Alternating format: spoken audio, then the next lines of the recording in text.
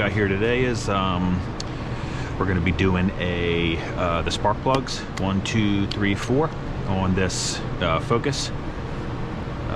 Pretty straightforward. They just want it done as maintenance. So I'm going to bring you along. We're going to start off by getting all the coils out, and these are 8mm. I'm going to use this handy tool. So let's get started. And that didn't work.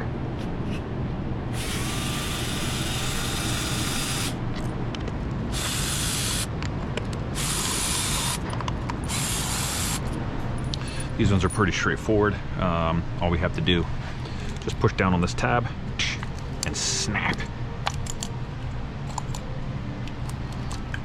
What we're gonna do, just pull these out.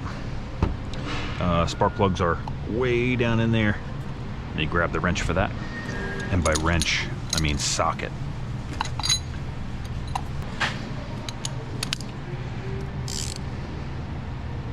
Oh my gosh, I'm so strong.